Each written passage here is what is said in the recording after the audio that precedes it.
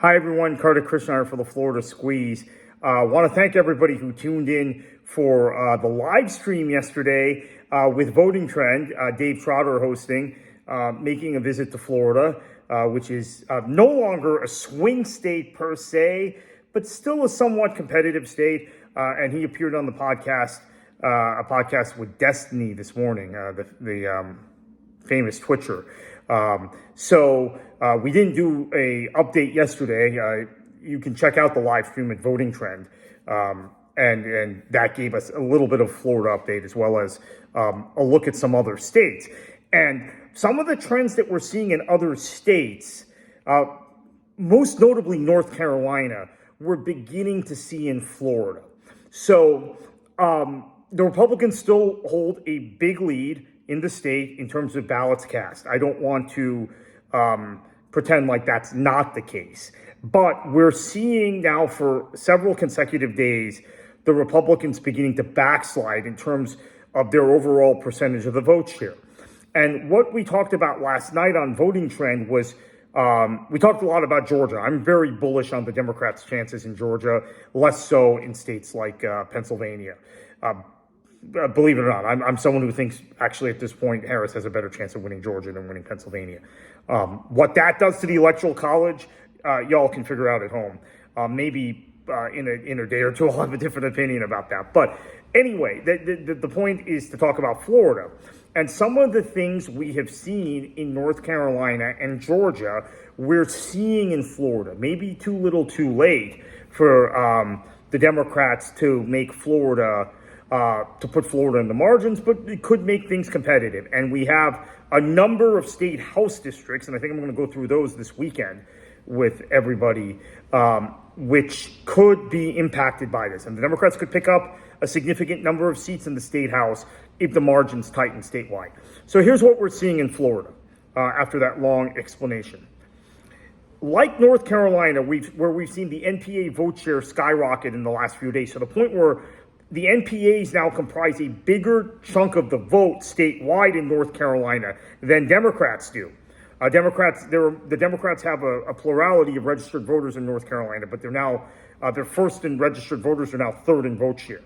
But that's not catastrophic because the NPAs in North Carolina have, in the last few election cycles, tended to vote on more of a 53, 54 percent ratio for the Democrats. So, for example, in 2020, what we saw in the governor's race in North Carolina is Roy Cooper got 54% of the non-affiliated voters in the state, and his Republican opponent only got 42%. In the presidential race, Biden got 51%, and Trump got 45%. So the NPAs did favor the Democrats 4 years ago in North Carolina, and they probably will again. But by what margin, we don't know. Anyway, this isn't a video about North Carolina, but I'm bringing it up because in Florida, in the last 3 days, we're beginning to see the same trend. So what we have seen now statewide in Florida is we have the Republicans now who are over 45% of the vote share for a number of days, now at 44.2% of the vote share, and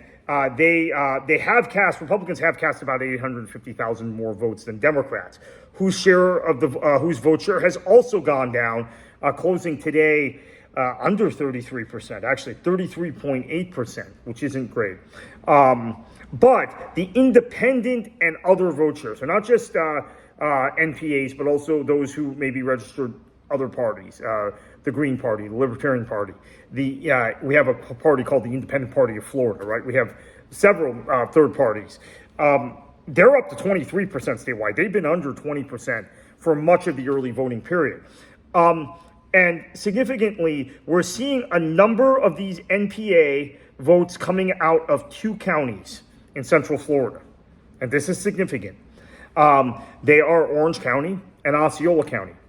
Osceola County is the only county in the continental United States which has a plurality of Puerto Rican voters. There are more Puerto Ricans in Osceola County than whites. there are more Puerto Ricans than any other Latino group or African Americans or Asian Americans. We have seen the NPA number in Osceola. I'm going to pull it up right now. We've seen the NPA number in Osceola County come up in the last few days to where Osceola's turnout now, the NPA vote is almost as high as the Republican vote. So in the county, we have, in terms of overall turnout thus far, we have, let me pull this up here, Osceola County turnout so far, the early vote component is now 24% NPA in that county.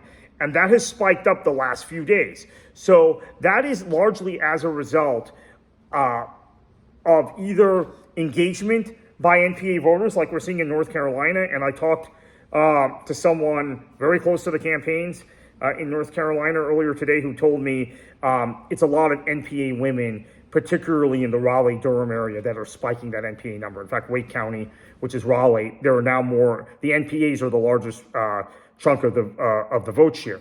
But in Osceola County, we've seen this come up, and we know the NPAs in Osceola County, many of them tend to be Puerto Rican. Orange County, which is Orlando, by the way, Osceola County, Kissimmee, St. Cloud, that area. Orange County, you still have a situation where more Republicans have voted in the county than non-affiliated voters, but that gap has tightened. Now, there are actually more NPA registered voters in Orange County than Republican voters. Orange County is very Democratic.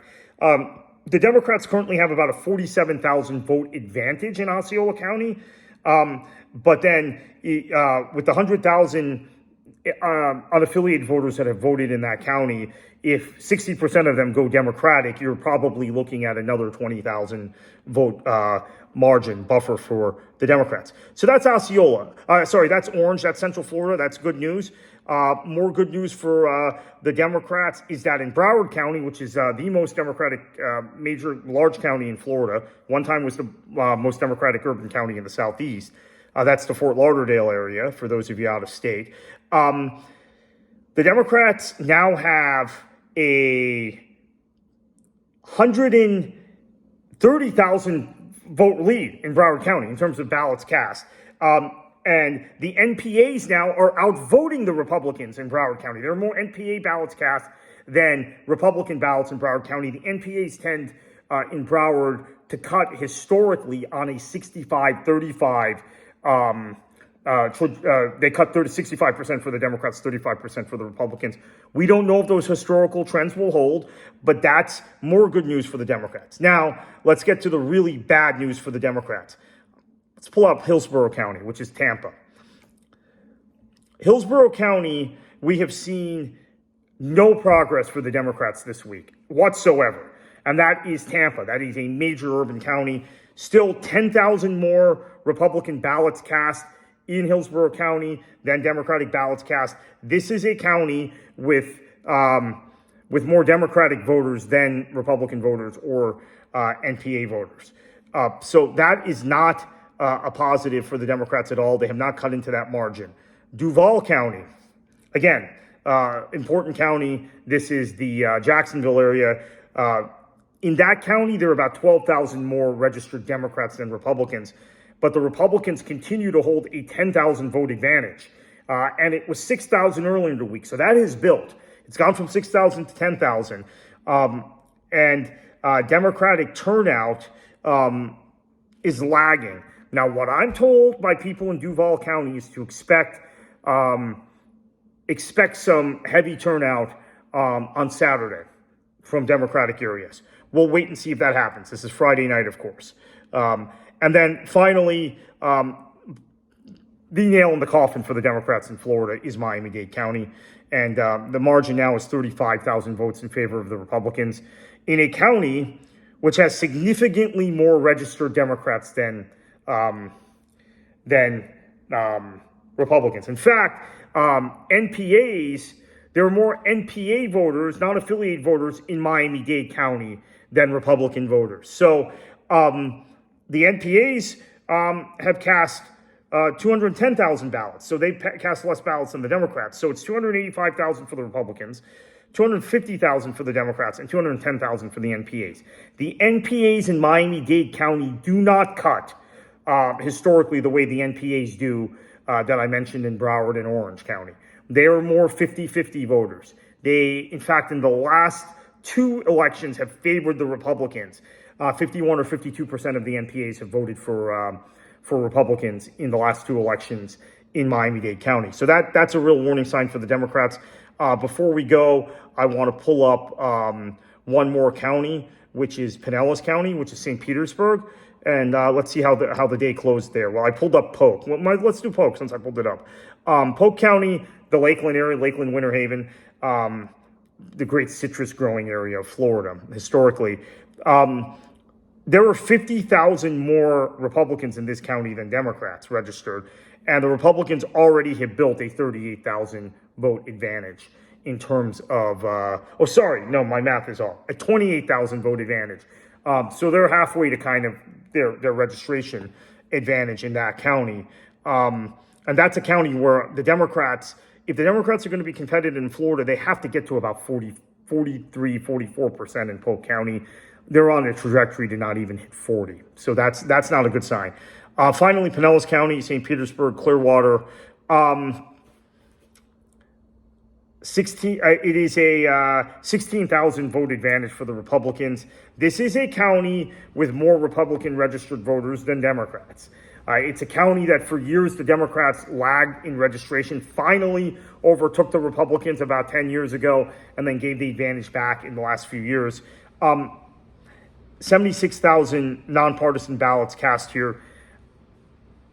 Pinellas County is the one county in Florida where I would say there are still a lot of moderates who are registered as Republicans. So if you're going to see Republicans for Harris, and you're going to see Republicans for Mukersel Powell, and very importantly, Republicans for Whitney Fox in the key 13th congressional district race. I think that's going to be one of the key races. If the Democrats beat Anna Paulina Luna in the 13th congressional district, I think Hakeem Jeffries will be the Speaker of the House come January. That's where you will see Republicans cross over. So I don't think the 16,000 vote advantage at this point is probably enough for the Republicans in that congressional seat. Let's see what happens this weekend, and let's see what happens on Election Day. Pinellas is also a different kind of county in the sense that Pinellas is a vote-by-mail county where Republicans have historically voted by mail in that county. So the Republicans returned 75,000 mail ballots, the Democrats 84,000.